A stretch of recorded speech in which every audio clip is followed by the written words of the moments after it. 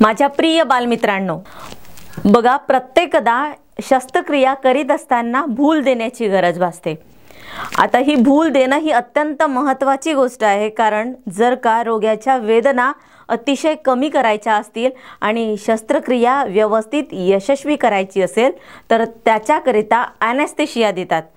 पण ॲनेस्थेशिया देणाऱ्या किती डॉक्टरांची नावं आपल्याला माहिती आहेत? खरं तर इतर डॉक्टरांना मिळणारा सन्मान हा ॲनेस्थेशिया तज्ज्ञांच्या संदर्भात येतो का, याच्या संदर्भात असणारा असा आशय असणारा पाठ आज आपण शिकणार आहोत, ज्याचं नाव आहे ॲनेस्थेशिया। आपल्यापैकी अनेक मोठ्यांना ही गोष्ट निश्चित माहिती आहे की ज्यावेळी दवाखान्यात शस्त्रक्रिया होते तेव्हा त्या रुग्णाला भूल देतात। कधीकधी विशिष्ट अवयवाला भूल देतात, तर कधीकधी संपूर्ण शरीराला भूल देतात। जरी आपणास डॉक्टरकीच्या प्रत्येक गोष्टीबाबत ज्ञान नसले तरी ॲनेस्थेशिया हा शब्द कायम आपल्या कानावर येत असतो। ॲनेस्थेशिया म्हणजे भूल देण्याचे इंजेक्शन, हे मात्र माहिती आहे। सूरजची तब्येत खराब झाली होती, रात्रभर पोट दुखण्याने हैराण झाला होता। त्याला सकाळी दवाखान्यात नेले। सोनोग्राफी केल्यावर लक्षात आले की अपेंडिक्स नावाचा आजार आहे। ताबडतोब शस्त्रक्रिया करण्याची गरज होती। आई वडील शस्त्रक्रिया करण्यास तयार झाले, मात्र भूलतज्ञ येण्यास खूप उशीर झाला होता। दरम्यान एका फॉर्मवर कागदोपत्री सही करण्यास सांगितले। त्यावेळी भूल देण्याचे परिणाम वाचून सूरजची आई रडू लागली। वडिलांचे हात थरथरले, कारण सूरज लहान होता, शिवाय ही त्याची शस्त्रक्रियेची पहिलीच वेळ होती। सूरजची मावशी तिथे हजर होती। ती एका दवाखान्यात नर्स म्हणून काम करीत होती। तिला या सर्व गोष्टींची सवय होती। ती सगळ्यांना समजावत होती, इतके घाबरायचे कारण नाही, कागदोपत्री या सह्या कराव्याच लागतात, शिवाय शस्त्रक्रिया करायची तर भूल देणे गरजेचे होते। त्यावेळी ॲनेस्थेशियाबाबत एक गोष्ट त्यांनी सांगितली। ही गोष्ट किती खरी आहे की रंगवलेली कथा आहे हे निश्चित सांगता येत नाही, मात्र त्याचा आशय मनावर कायमस्वरूपी ठसा उमटवून जातो। त्यावेळी ॲनेस्थेशियाचा शोध लागला होता। कुणाला त्याची काहीही माहिती नव्हती। तेव्हा शस्त्रक्रिया करताना क्लोरोफॉर्म नावाचे गुंगीचे औषध रुग्णाला देत असे। त्यापूर्वी शस्त्रक्रिया करताना 4 दणकट माणसे धरून ठेवत असे। या पलीकडे क्वचित डोक्यावर इजा करून रुग्ण बेशुद्ध झाला की शस्त्रक्रिया करणे यासारख्या चुकीच्या प्रकारांचा नाईलाजाने उपयोग व्हायचा। अशात मध्येच रुग्णाला शुद्ध आली की तो गुराढोरासारखा आरडाओरडा करीत असे। त्यावेळी भूल देण्याकरिता प्रभावी औषधांची नितांत गरज होती। अशा वेळी इंग्लंडमधील एक डॉक्टर याबाबत बरेच संशोधन करीत होते।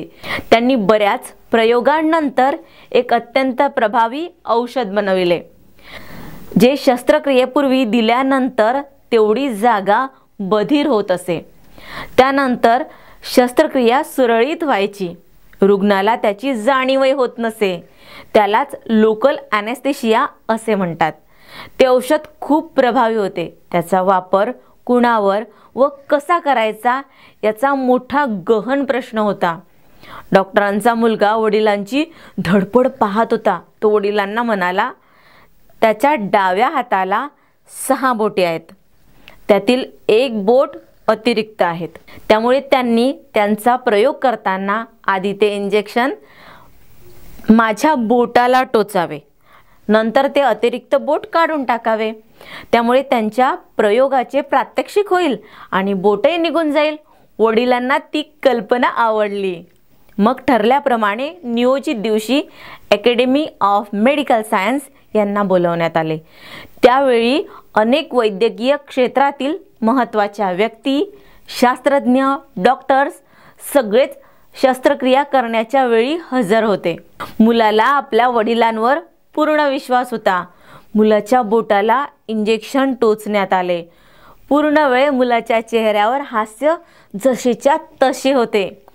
शस्त्रक्रिया यशस्वीपणे पार पडली। मुलाने उत्तम प्रतिसाद दिला होता। उपस्थित लोक, डॉक्टर्स आणि तिथे हजर प्रत्येक व्यक्ती त्या डॉक्टरांचे भरभरून कौतुक करीत होते. ज्यावेळी सगळे तेथून निघून गेले तेव्हा डॉक्टर लहान बाळांसारखे हमसून हमसून रडू लागले.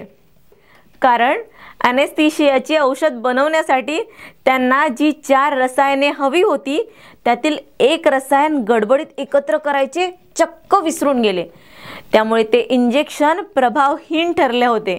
मुलाला शस्त्रक्रिया करताना अतोनात वेदना झाल्या होत्या. शस्त्रक्रियेच्या मध्येच वडिलांच्या लक्षात आले, पण त्याला खूप उशीर झाला होता.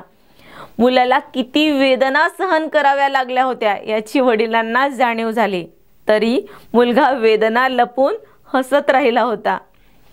खरं तर मुलाने वडिलाचे कष्ट पाहिले होते. वडिलांवर त्याचे जीवापाड प्रेम आणि विश्वास होता. वडिलांवर ताण आला याची जाणीव त्याला होती. वडिलांचा प्रयोग यशस्वी झाला होता. मुलाची वडिलांप्रती श्रद्धा, त्याची सहनशीलता, शिवाय इतरांच्या कल्याणाकरिता वेदना सहन करण्याची शक्ती वाखाणण्याजोगी आहे. या गोष्टीमधून प्रयोग यशस्वी होण्याकरिता वडिलांची मेहनत आणि मुलाचे धैर्य दोन्हीची प्रचिती येते. कथा खरी असो वा नसो, भावना खऱ्या आहेत. हा ॲनेस्थेशियाच्या शोधावर सर्वप्रथम 16 ऑक्टोबर 1848 या दिवशी शिक्कामोर्तब झाला.